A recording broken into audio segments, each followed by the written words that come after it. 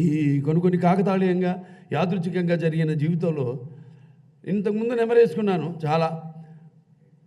నేను ఒకసారి నాన్నగారు అడిగారు, ఎలా ఏం చేస్తున్నావు అన్నారు ఇంటర్మీడియట్ అయిన తర్వాత. అప్పుడు దిగారు బండి. ఏం లేదన్నా, ఇంకేం ఆలోచించలేదన్నా. మెడిసిన్ ఎంట్రన్స్ రాసావా అన్నారు. మెడిసినా? చిన్నప్పటి నుంచి ఈయనే కదా నన్ను ఎంకరేజ్ చేసింది. అందరితో మా బాల హీరో అవుతాడు అది ఇదని. మరి మెడిసిన్ అంటారేంటి నాకు అర్థం కాలే కాసేపు. సరే ఇంత పెద్ద గైడు అంటే అప్లై చేయమన్నారు. అప్లై చేశా.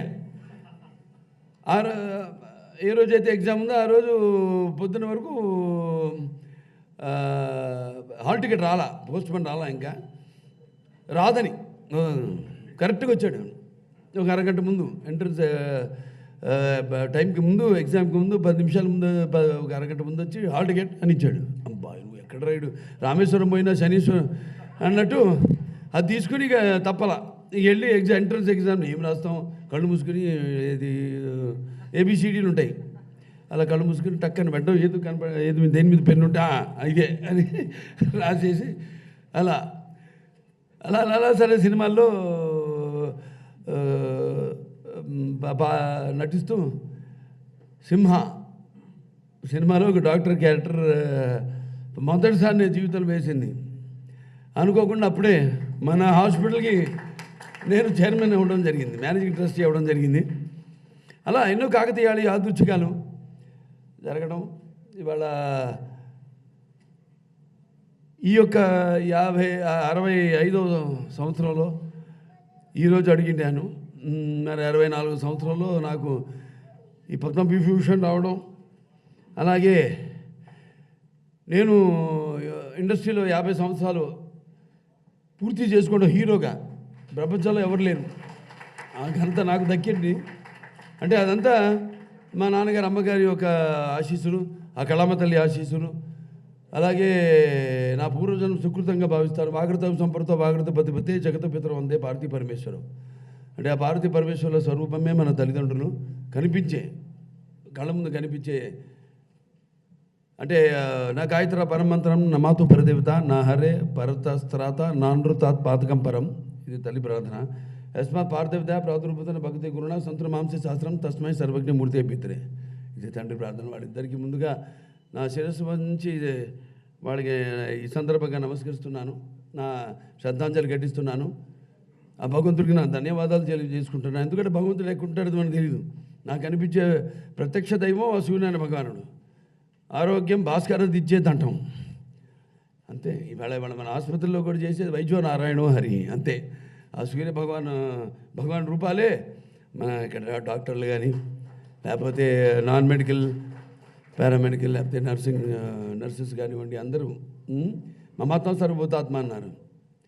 ఈ సందర్భంగా మరి నాకు ఒక ఇంగ్లీష్లో ఒకటి చదువుతుంటే problem, they was important job to be done. Everyone was sure somebody one do it. Anybody could have done it but nobody did it. Somebody got angry because it was everybody's job అంట. Don't trouble the trouble if the trouble troubles you. అట్లా mouth twisters. అంటే నేను ఎప్పుడు పనులు పెట్టుకుంటాను నా బుర్రకి. అంటే yes, ఎంత మనకు ధీమాగా ఉన్నా, మనం ఆర్టిస్ట్కి ఎంత రాణిస్తున్నా, అటు ఎమ్మెల్యేగా 3 సార్లు గెలిచినా, ఆసుపత్రికి ఎంత మనం 15 సంవత్సరాలైనా, ఒక మేనేజింగ్ ట్రస్టీగా ఎప్పటికప్పుడు మన పదులు పెట్టుకుంటూ ఉంటాం. మన షార్పన్ చేసుకోవాలి. అట్లాగైతే మన ఆసుపత్రి ఇవాళ ఒక ట్రస్ట్ హాస్పిటల్ అయి ఉండి, మరి ఇవాళ ఎంతోమంది దాతలు, నడిమా బ్యాంకర్స్ కానివ్వండి, లేకపోతే private and public sector industries కానివ్వండి, లేకపోతే ప్రభుత్వాలు కానివ్వండి, రోగులు కానివ్వండి, వాడు కూడా ముఖ్యంగా. ఎందుకంటే ఇవాళ ఇది ఒక దేవాలయంగా భావించి ఎంతో రుగ్మతతో కూడుకున్న వ్యాధి క్యాన్సర్ అనేది. ఇవాళ మన దేశంలో మొత్తం పాటు స్థానంలో ఉంది వాళ్ళ క్యాన్సర్. ఇదివరకు కార్డియో ఉండేది, ఇప్పుడు క్యాన్సర్. సరే, దానికి ఎంతోమంది ఇక్కడ అడుగు పెట్టగానే ముందు మనిషిని చంపేది ఆ వ్యాధి ఒక ట్రామా. సో దాని నుంచి అడుగు పెట్టగానే అబ్బా వచ్చేసారు దేవాలయంలోకి అన్న ఒక టెన్షన్, ఒక బరువు తగ్గడం.